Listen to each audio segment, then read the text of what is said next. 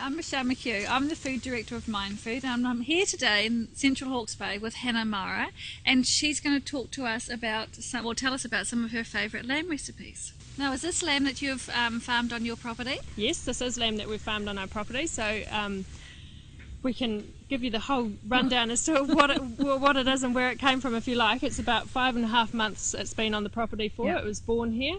It's a ewe lamb, and it was just recently it's recently been grazed on chicory. So the marinade that we have today, we use an olive oil, we use fish sauce, crushed cloves of garlic, and a sweet chili sauce, and also some chopped up mint. My kids love it. It's beautiful sweet marinade, and it just melts into the meat. Well, it's very straightforward. I tend to use just the 1 cup, so we'll start with the olive oil, which is already in there. Yep. And then into that goes the sweet chili sauce. We've got 3 tablespoons in here because we're doing a 2 kilogram roast. After that, we have got the fish sauce, once again 3 tablespoons. Yeah. 3 cloves of garlic that have been crushed.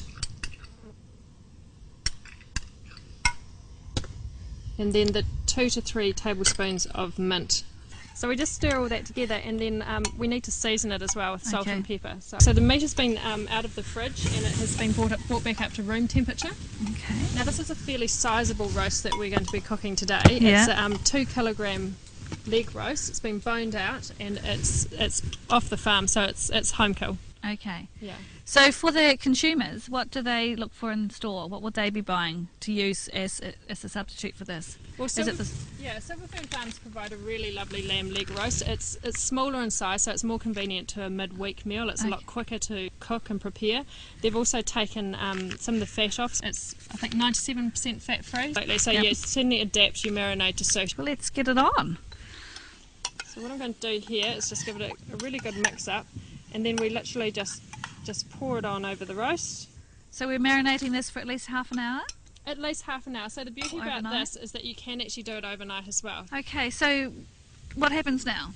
Okay, so we've just seared the meat, and that's the theory there is just to keep the flavour locked into it. Yep. And now we're going to wrap it into tin foil, and once again that will just keep it cooking in its juices. Okay, and then you put that onto a baking dish? Yes, so we'll use this baking dish here. And we will pop it into the oven. Now the oven is preheated to 200 degrees Celsius. Okay, so this is all wrapped up and ready to go onto the barbecue. How long are we cooking it for today? Well, this is a big roast, so it's a 2 kilogram boned out roast. I'd cook it for around about an hour 15 before I check it, and then it will cook on for an hour and a half to 2 hours depending on how well done you want it.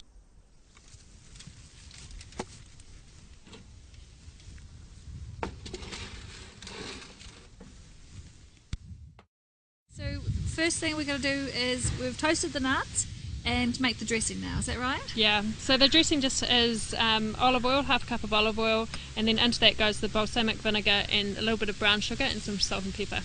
So now we're going to prepare the salad, and it's just a matter of I've thrown all the ingredients in. So we start with the chickpeas. Yeah, which is a can of chickpeas? I use a can of drained and rinsed chickpeas. Yeah. And then the beetroot and the carrot. So there's 1 beetroot which has been chopped up into matchsticks there. And the important thing with this is to rinse it off and make sure all that colour bleeds out of it, and then dry it. Okay, it's nice and dry. Yeah, and then we've also got the carrot sticks. Okay, these look good.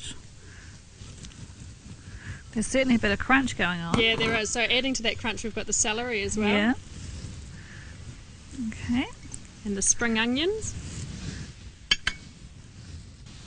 Spring onions. Yeah.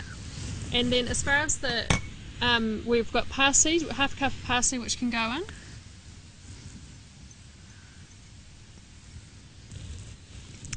And add the coriander. Okay.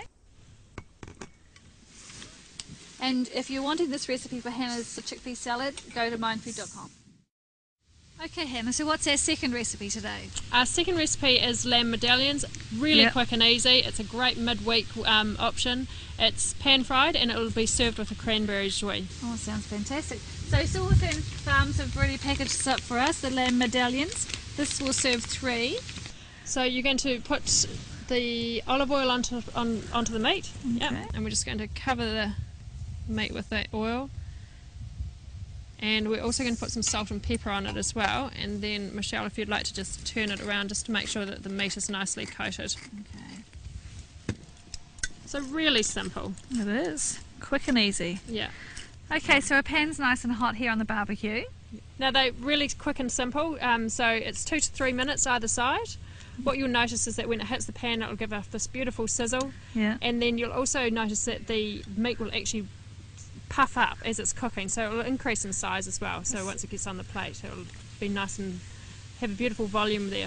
It certainly has. Yeah, it's a beautiful day out here, so we've chosen to cook on the barbecue today. So you can either do it outside or inside. Pretty versatile for summer or winter. I'm just going to take this plate away and I'm going to bring back a serving plate. Okay, these look like they've had enough time now. So we're going to rest the lamb medallions on this plate. And typically you should rest the meat for about 1/3 of its cooking time. Okay. So in this instance we'll be resting it And about 5 minutes as we're making the jus. and do you have a secret for resting? Now when meat is rested, it's still in the cooking process. So Okay. we're going to help that by putting on some tin foil. Getting windy out here. And also once the tin foil is on, I tend to cover it with a tea towel. There. So while that's resting, what do we do now? Now the next part of the recipe is to cook the jus. Put one in. Yep, put it in. Chicken stock. And this will just thicken and as it reduces. Is that right? Yeah, it will reduce down and caramelise in the process. Oh, take all those lovely cooking juices off the bottom of the pan. Yeah. Okay.